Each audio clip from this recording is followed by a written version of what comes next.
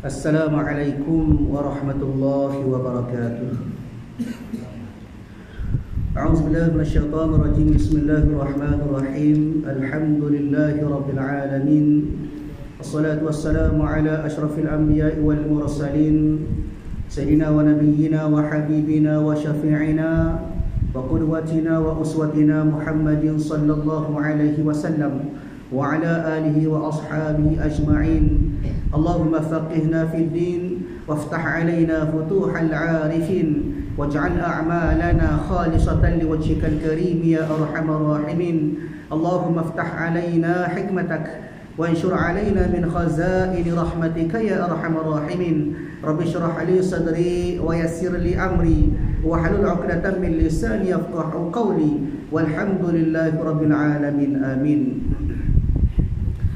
Qala al-musannif rahimahullahu ta'ala wa naf'ana wa iyyakum bi'ulumihi fid dharain amin.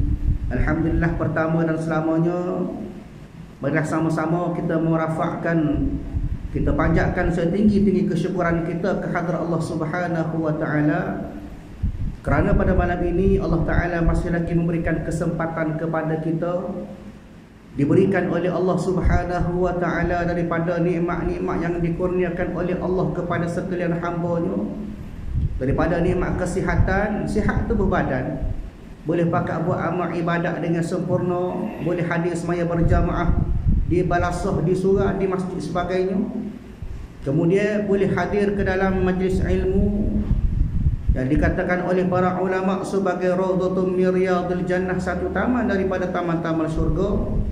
Mudah-mudahan kehadiran kita pada malam ini Allah Ta'ala mencatatkan sebagai salah satu daripada catatan amalan kebajikan, bekalan pahala yang kita nak bawa untuk kita menghadap Allah Subhanahu wa ta'ala pada hari akhirat nanti, insya-Allah. Tuan-tuan, puan-puan yang dirahmati oleh Allah Subhanahu wa ta'ala, insya-Allah pada malam ini kita sambung kuliah kita daripada kitab Fiqhus Shalah pada muka surat 63. Dan alhamdulillah kita masih lagi berada dalam satu bab yang membincangkan ataupun membicarakan tentang perkara-perkara yang melibatkan taharah ataupun juga yang bermaksud sebagai kebersihan.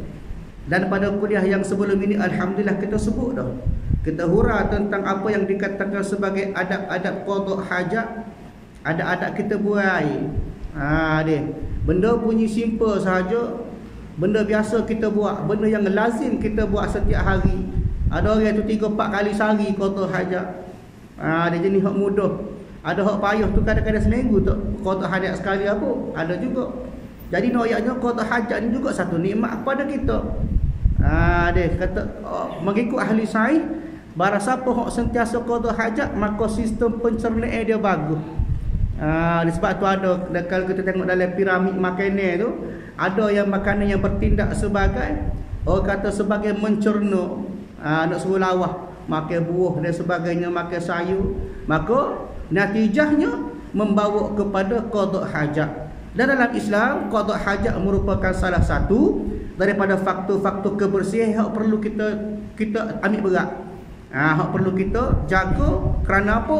Kerana qada hajat ini jika tak kena cara, tak kena kaedah dia, mengikut Islam, mengikut syarak, maka boleh menyebabkan kita dalam keadaan kotor, bahkan menyebabkan kita nak buat amal ibadat pun tak boleh.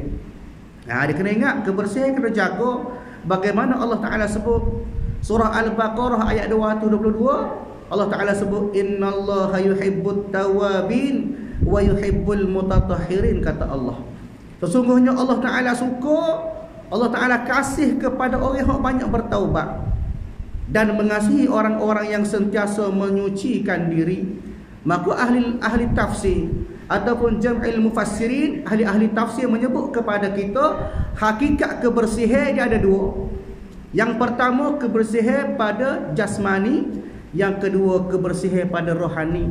Adapun jasmani, jaga tubuh kita daripada kena najis, jaga tubuh kita dalam keadaan kita ni sentiasa tidak dalam keadaan berhadas besar. Itu dinamakan sebagai dalam keadaan kita menjaga kebersihan dari segi jasmani. Adapun rohani pula, kita jaga dalam kita tak boleh berkena, ataupun tidak termasuk daripada sifat-sifat hak tak comel Allah Taala tak sih, daripada sifat ujub, bangga diri, berasa besar semua, berasa hebat semua, berasa kita rajin buat amal, berasa kita rajin buat ibadat kepada Allah. Dia tercengang ulama sebut.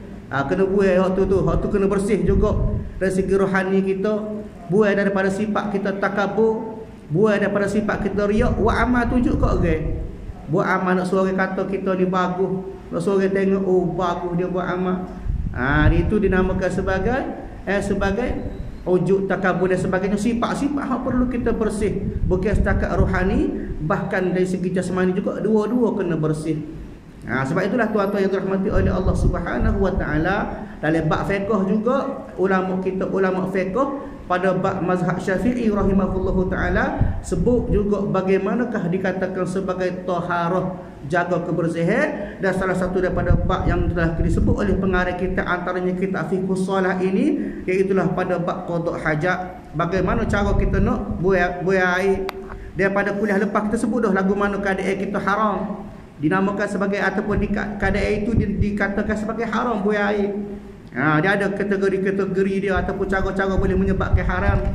Begitu juga cara-cara ataupun keadaan-keadaan yang menyebabkan kita tu makruh kita buai air dalam keadaan tersebut. Kita pun telah berbincang pada kuliah yang lepas, dan pada malam ini kita sambung pada muka surat 63 tentang cara-cara yang sunat. Sebut dah pada kuliah yang lepas, sunat ni apa dia maksud sunat? Sunat makna kata kita buat boleh pahala, itu sunat. Dia buat boleh pahala. Kalau tak buat tak apa, tapi tak boleh ke satu lah. Tak dosa tapi tak boleh pahala, tak boleh manfaat. Sebab itu ulama sebut kita orang Islam, orang yang betul-betul dalam keadaan nak ambil manfaat, biar setiap gerak kita boleh pahala berlaku. Kita jalan boleh pahala, kita buang air pun boleh pahala, kita makan boleh pahala, kita hijau boleh pahala.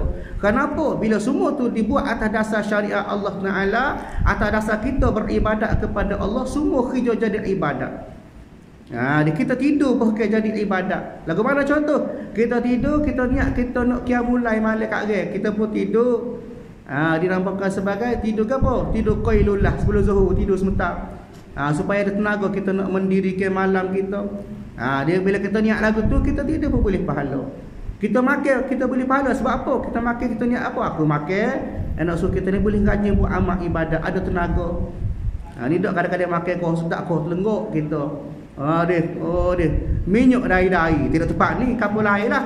Noyaknya tidak ada rasa syukur, tidak ambil berat, ataupun tidak menjadikan perbuatan kita buat atas jalan ibadat. Sebab itu setiap kerja kita biar jadi ibadat berlaku. Begitu juga termasuk juga dalam keadaan kita qada hajat. Baik, muka surat 63 cara-cara yang sunat.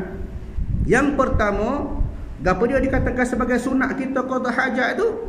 Iaitulah bila mana di tempat yang dikhaskan atau di tempat yang terlindung daripada pandangan orang. Macam lo ni, tempat kita mana-mana ada tandah. Ada surau, ada tandah, rumah kita ada tandah, R&R pun ada tandah, tesi minyak pun ada tandah. Noyaknya bahawasanya ada tempat-tempat yang dikhususkan untuk kita buang air. Maka bila mana kita buang air atas tempat-tempat ataupun pada tempat-tempat yang dikhaskan, maka dalam keadaan itu boleh pahala saja-saja. Dia tidak ada payah benda ni. Sebab apa dikatakan sebagai boleh pahala? Kerana kita dikatakan orang-orang yang menjaga kebersihan. Ni tanda ada kadang-kadang kita berok lain, buang air lain, cari rok apa. Hak ni dalam keadaan kita tak boleh pahala, rugi. Noyaknya bila buat benda hak sunat tadi boleh pahala. Antaranya kita buang air, kita qada hajat di tempat yang dikhaskan atau di tempat yang terlindung daripada pandangan orang, biar nusuklah. Atau tempat terlindung maksudnya jika tidak ada tempat yang dikhaskan. Masuk hotel ke, time kita operasi ke askar dia. Askar dalam hotel mana ada tandah, maka cari tempat nusuk sikit, maka boleh buang air. Maka dikira daripada kalangan orang-orang yang buang air dalam keadaan tempat-tempat hak disunatkan. Kena faham gitu. Baik. Yang kedua, memakai alas kaki seperti selipar dan sebagainya. Alas kaki ni makna kata kita ada alas lah kaki kita tu, selipar ke, kasut ke. Sebab tu kalau boleh di surau-surau ke, di masjid ke, biar ada selipar tandah. Sebab apa? Yang pertama, kesucian kita sendiri masuk tandas tu dah yang pertama. Yang kedua, bila keluar daripada tandas kadang-kadang nak naik surah pula tu. Dia kadang-kadang bawa kotoran dan sebagainya, maka hak ni kita kena mengelakkan. Kenapa? Kerana tempat ibadat tidak layak pada tempat ibadat tersebut akan segala najis. Kenapa? Kerana tempat ibadat ni khususiah ibadat kita kepada Allah Ta'ala. Sebab tu kena jaga.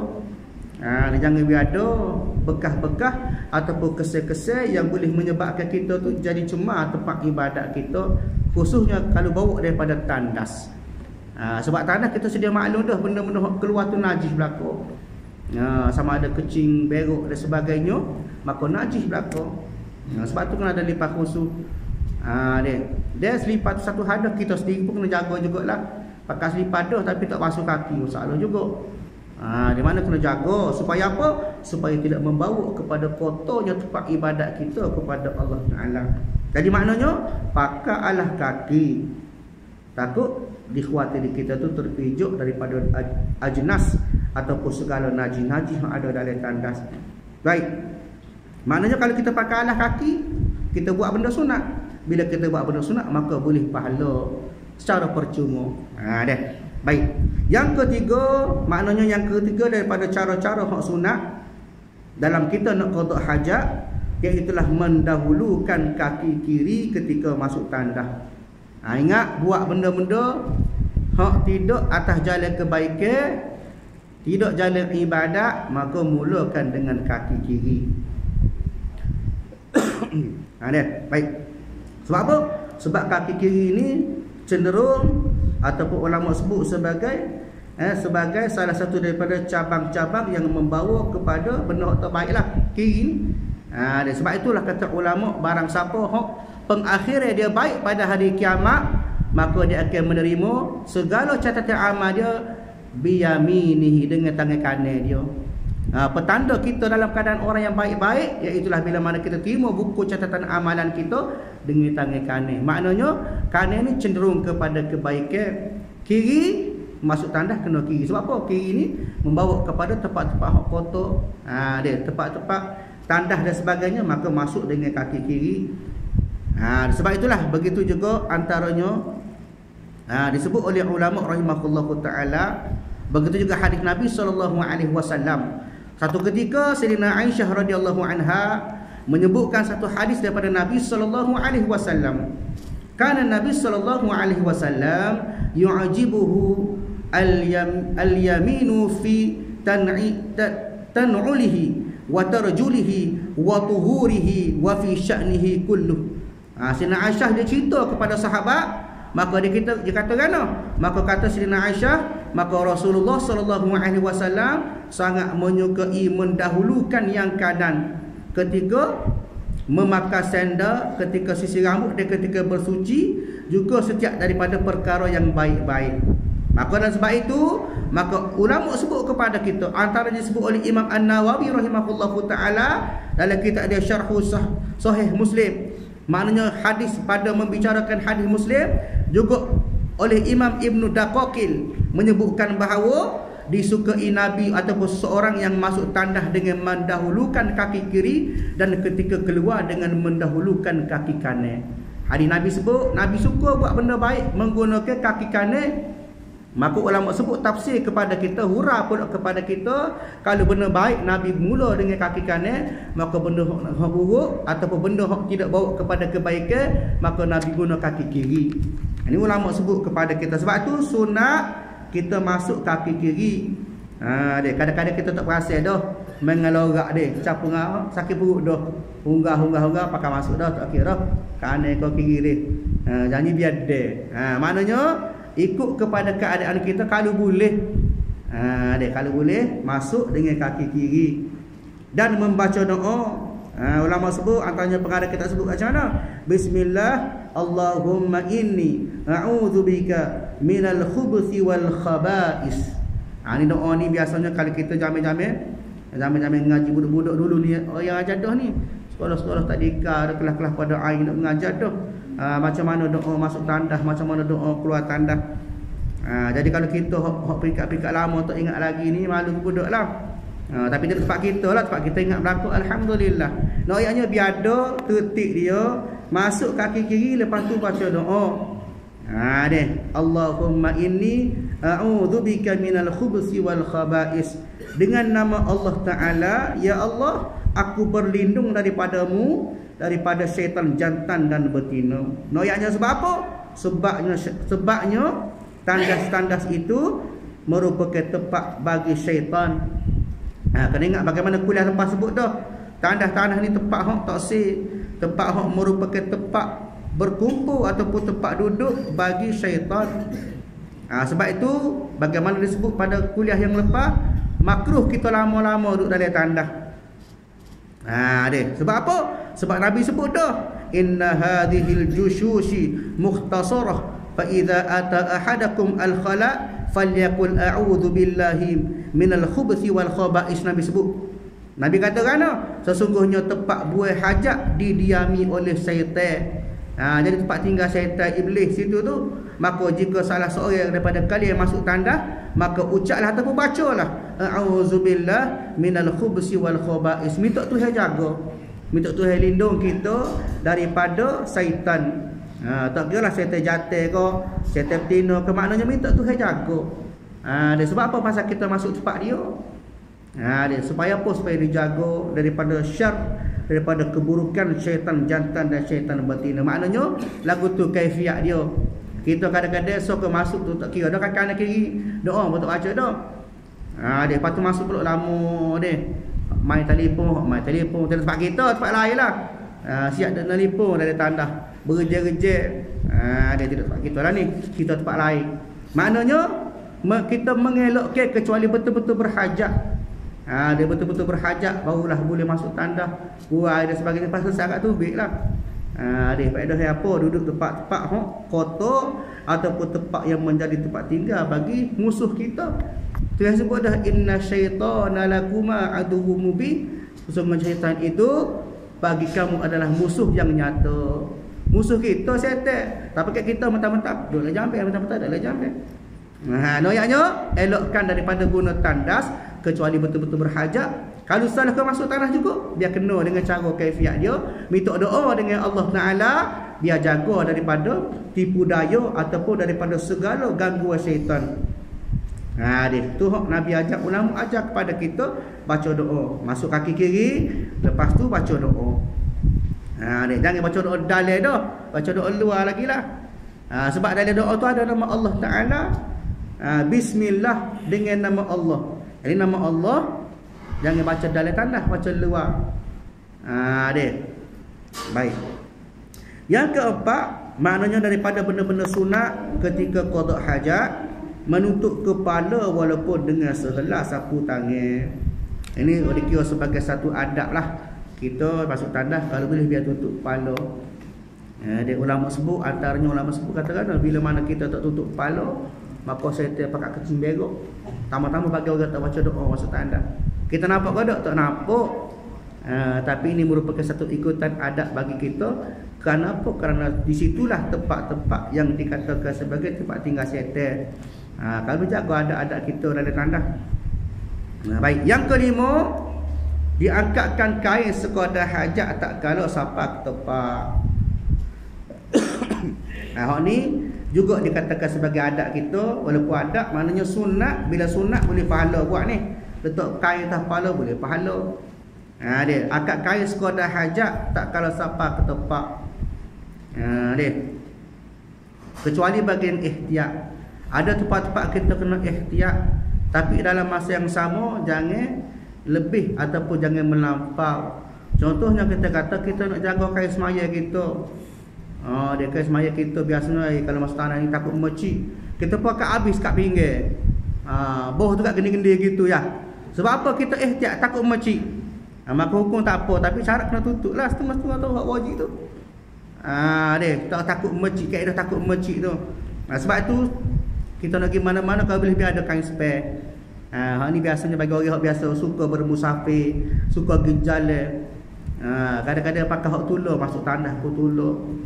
Ada GRNA dan sebagainya masuk tandas lepas tu ambil semaya, lepas tu semaya. Terutama bagi lelaki lah, perempuan dia ada kain semaya dia. Orang lelaki kadang-kadang hak tolong, seluar tolong. Cuma kemudian kita terampuknya kadang-kadang mecik lah. Masuk tanah tu kadang-kadang mecik. Kalau tandah duduk tu boleh kira pasal dia tak keluar dah dari tu yang dia mecik pun. Dia maknanya kita kena ihtiyat. Ihtiyat tu kan pada masa dia kena cermat lah. Pasal benda hak ibadat kita kena jaga. Sebab tu bawa kain semaya suku. Dia kain ni buat semaya, kain ni buat seher, seluar ni buat kereta. Kain ni buat semaya, mana kena ada. Orang kata penggunaan dia jangan duk ganda hak tu berlaku. Buat main bola pun baju tu lah. Dia klik main bola buat semaya pun pakai baju tu lah. Biar ada. Sebab apa kita nak menghadap Allah Ta'ala, biar bersih, betul-betul bersih. Ni kita nak menghadap raja bukan main kita ni. Dengan baju pasir, dengan kain soket sebagainya ni. Nak menghadap raja baru. Tapi kita nak menghadap Allah Ta'ala, kita buat biasa-biasa. Ni maknanya rugilah kita. Maknanya jaga kebersihan daripada kain untuk buat ibadat kita tu lah. Dia seperti tadi dia kata dia akad ke kain sekadar hajat tak kalau siapa ke tempat. Dia maknanya tengok pada keadaan lah. Jangan sampai melampau. Negak selanja bogeh duk le jambe. Kena beringat, jaga-jagalah. Sebab kita pun ada adat kita. Bukan kita yang atas muka bumi ni, ada makhluk lain juga. Adat kena jaga. Maknanya sekadar hajat kat tu je lah. Baik, yang keenam duduk bertinggung di sebelah kiri dengan meletakkan punggung di atas tumit kiri. Faedahnya supaya menyenangkan najis keluar. Ini satu kaedah untuk mudah jadi lawah lah. Maknanya cara kaedah duduk tu punggung kita tu dia duduk atas tumit kaki kiri. Maknanya sehingga sebelah. Lah ni kadang-kadang dia jambai tu macam-macam tu. Nak jambai duduk gak, kita duduk cengok gitulah. Mana tak boleh nak tinggung sebelah dan sebagainya. Cuma hal ini dia sebut sini sebagai salah satu cara bagaimanakah kita nak memudahkan najis tu keluar. Dia baik. Yang ketujuh ni satu benda yang perlu kita ambil berat. Apa dia? Iaitulah beristibrak selepas kencing untuk mengetus air kencing. Hal ni kita kena ingat. Sebab apa? Sebab sebagaimana hadis sebut daripada kuliah yang lepas. Bagaimanakah satu ketika Nabi SAW lalu di salah satu perkuburan. Bila sampai lalu atas satu perkuburan itu, maka Nabi kata sesungguhnya kedua-dua mereka dalam kubur ni, kata Nabi, sedang diazab oleh Allah Ta'ala. Dia diazab oleh Allah Ta'ala. Maka pada ketika itu sahabat tanya, sebab apa kan? Bagaimanalah, sebab apa Rasulullah kata lagu tu? Maka kata Rasulullah SAW, maka sesungguhnya mereka ini buat dua benda hak dimurkai oleh Allah Ta'ala. Dua benda yang menyebabkan azab dalam kubur. Apa dia? Dia bil bauli. Dia bil bauli maknanya dengan keadaan dia kecing tu tak habis. Apa maksud dia? Dia kecing, kemudian tak selesai kecing lagi, dia pun ambil air semaya, dia buat amal ibadat, dia tak perasan baki air kecing tubik pula. Cengik tubik pula. Sebab tu lepas pada kita berair, kita kena istibrak. Kita ni sebut kepada kita beristibrak selepas kencing untuk mengetus air kencing. Maknanya itu tubik habis dulu. Dia.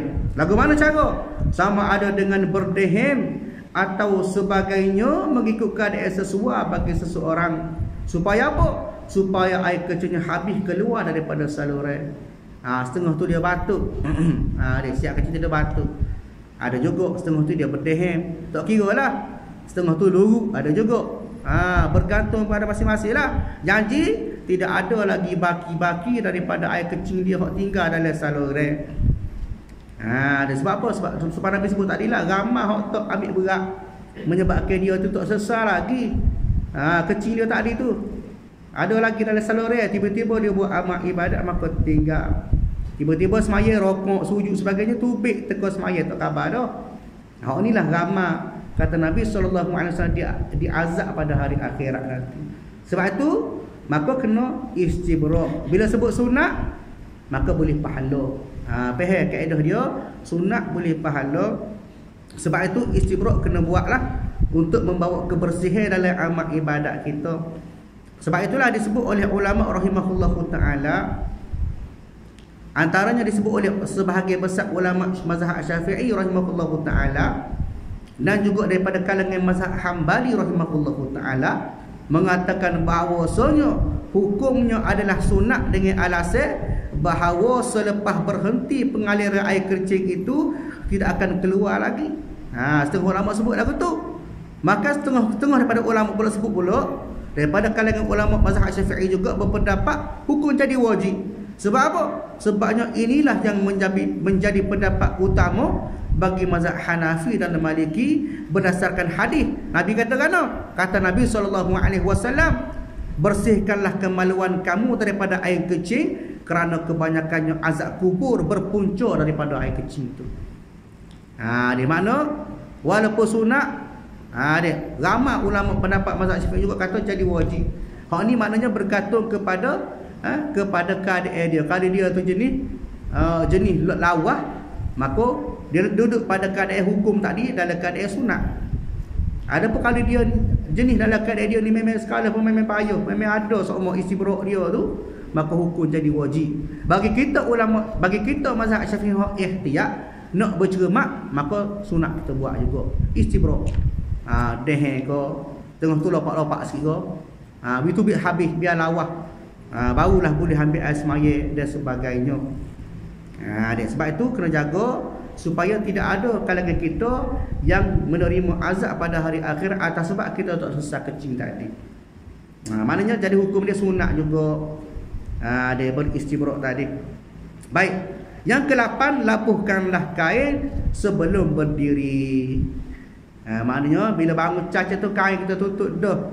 Ni kadang-kadang pas keluar tak ada tutup habis lagi. Dia maknanya jaga kain tu aurat. Bila tubik luar tu tutup aurat lah. Bila bangun caca tu labuh ke kain kita. Maknanya kita keluar tandas dalam keadaan kita tu sudah menutup aurat. Baik. Yang ke-9, mendahulukan kaki kanan ketika keluar tandas. Kalau masuk tandas tadi kaki kiri. Sebab kita nak masuk tempat cemar, al-hamam, tempat cemar, tempat tinggal syaitan. Maka kena mula dengan kaki kiri. Bila tubik, kita keluar daripada tempat yang kotor, maka kena kaki kanan. Sebab apa? Sebab Nabi sendiri pun, Nabi keluar daripada tandas guna kaki kanan juga. Bahkan Nabi ajar doa pula. Bagaimana hadis Nabi sebut, Nabi SAW idza kharaja minal khala qala ghufranaka. Hadis Nabi sebut, sesungguhnya Nabi bila mana keluar daripada tandas maka Nabi kata ghufranaka, aku minta ampun kepadamu ya Allah. Ini hak serikah-rikah doa. Walau bagaimanapun ada doa panjang lagi.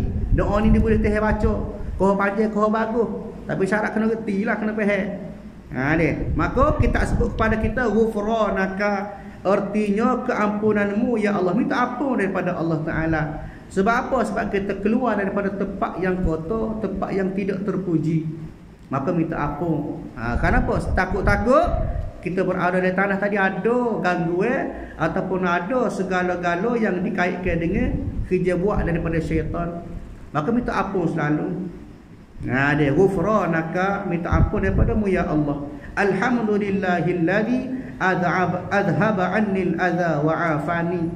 Doa keluar tandas. Segala kepujian bagi Allah Ta'ala. Mana kata segala puji itu hak Allah Ta'ala, milik Allah Ta'ala ya. Bersih itu milik Allah Ta'ala, sempurna milik Allah Ta'ala. Segala puji itu bagi Allah, milik Allah Ta'ala, yang menghilangkan kesakitan daripadaku. Azhaba annil adha, maknanya Allah Ta'ala buat cabut segala penyakit-penyakit dalam tubuh kita. Sebab boleh jadi kita masuk tandas tadi ada penyakit yang singgah pada kita. Pasal dia ada tempat kotor, ada kuman, bakteria sebagainya, maka kita baca doa dia supaya dihilangkan segala kesakitan yang daripada tubuh badanku lah.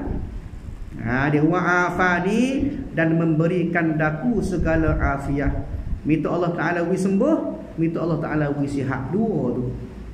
Ulama ajar kepada kita dah, Nabi ajar kepada kita dah. Minta ampun dengan Allah Ta'ala, minta Allah Ta'ala buai segala sakit, minta Allah Ta'ala wi sihat. Sebab tu kena amal lah. Kadang-kadang kita ni tak amal. Selesai kat lega tu, kat telenggok dia. Dah muka selesai dah. Berok-berok dah, kecil-kecil dah, nak apa lagi dia. Tapi maknanya kena jaga ataupun kena jadikan sebagai rutin kita. Benda ni kalau tak ajar tak jadi. Ada main carut sekala. Maknanya kena ajar baca doa, tubik kaki kanan. Dan setelah selesai beristinja, membaca doa. Mana selepas selesai istinja, mana selepas kita selesai dah basuh kecing ke, basuh berok ke tadi tu, maka kita baca doa macam mana? Allahumma tahhir qalbi minan nifaq. Artinya, ya Allah, bersihkanlah hatiku dari sifat munafik, wa hassin farji minal fawahish, dan peliharakanlah kemaluanku daripada segala perbuatan yang keji. Doa ni bila kita baca setelah mana kita selesai basuh berok tadi. Dia kalau tak mana boleh start ngapal lah. Dia kelir-kelir baca kokoh. Kalau malu kan nak cucu juga nusuk sikit baca. Dia ngapal biar kita faham. Supaya apa? Supaya ni doa-doa inilah merupakan satu perisai kepada kita. Ulama ajar kepada kita supaya kita ni banyak mohon kepada Allah Ta'ala atas segala kerja buat kita. Maknanya bersih hati daripada segala sifat-sifat munafik. Kita kena faham orang munafik ini besar azab di sisi Allah Ta'ala. Orang munafik Allah Ta'ala sebut dah. Begitu juga hadis Nabi sebut kepada kita. An Abi Hurairah radhiyallahu anhu anin Nabi sallallahu alaihi wasallam qala ayatul munafiq thalathun idza haddatha kadzaba wa idza wa'ada akhlafa wa idza tumina khana. Nabi sebut kepada kita tanda munafik ada 3. Mu nak kenal orang munafik ini 3 cara, 3 tanda. Gapo dia? Yang pertama, bila kecek dia menipu. Ni orang munafik. Bila dia kecek tak aja betul, belawak semua. Dia tak kening lah kecek padahal orang kata lebong, tipu belaka. Lepak orang tu, lepak orang ni, mana dia tu? Orang munafik. Yang kedua, jika berjanji maka dia mungkin. Dia janji pukul 1, pukul 3 baru sapa. Dia tempat kita, tempat orang lain lah. Mana janji tipu semua. Orang munafik juga tu. Dia wa idza tumina khana, bila mana diberi amanah maka dia khianat. Orang latih jadi gapo-gapo dia tipu. Orang suruh dia jadi gapo-gapo dia khianat. Dia maka inilah antara ciri-ciri orang yang munafik kata ulama. Nabi sebut pada kita tu. Dia. Bahkan satu ketika Huzaifah ibnul Yaman pernah ditanya, "Man al-munafiq?" Qala alladhi yasuffu al-islam wa la ya'malu bihi. Antara ciri-ciri orang munafik juga ditanya kepada Huzaifah, siapa orang munafik? Maka Huzaifah kata gana? Dia kata orang yang mengaku Islam tapi tidak mengamalkan ajaran Islam. Dia maknanya hak ni tepuk dada kita, tanya kita duduk mana keadaan kita? Munafik ke duduk kita? Tak usah jadi munafik, maka kita kena mengelak daripada terlibat dengan cara-cara ataupun ciri-ciri orang yang munafik. Maknanya minta dengan Allah Ta'ala jaga bersih hati kita daripada sifat orang-orang munafik, dan jaga juga pelihara kemaluan kita daripada segala perbuatan keji. Dia sebab apa? Sebab kemaluan ni kata ulama rahimahullahu ta'ala, 2 benda hak boleh bawa kamu kepada neraka. Gapo dah? Yang mana ada antara kedua tulang. Yang pertama antara 2 tulang leher, tulang rahang. Gapo dia? Lidah. Lidah banyak boleh bawa masuk neraka. Yang kedua kata ulama, iaitulah ada antara 2 paha. Gapo dia? 2 tulang paha tu? Kemaluan kita. Sebab itu kena jagalah tuan-tuan yang dirahmati oleh Allah Subhanahu wa taala. Pendek kata, buat kerja buat kita, gapo kita buat biar kena dengan syariat belaka. Tak kira lah makan kita, ibadat kita, minum kita, hatta walaupun dalam keadaan kita nak qada hajat sekalipun, biar kena dengan syariat Allah Subhanahu wa taala, insya-Allah. Maka tuan-tuan puan-puan dirahmati oleh Allah Subhanahu wa taala, masa sakat itulah kuliah kita pada malam ini. Insya-Allah pada kuliah akan datang kita akan sebut pula berkenaan dengan berkhitan ataupun bersunat, sama pula bab bersugi, siwak, dan berkenaan dengan wuduk ataupun bab air semaya. Insya-Allah kita sambung kuliah kita pada masa akan datang. Auzubillah.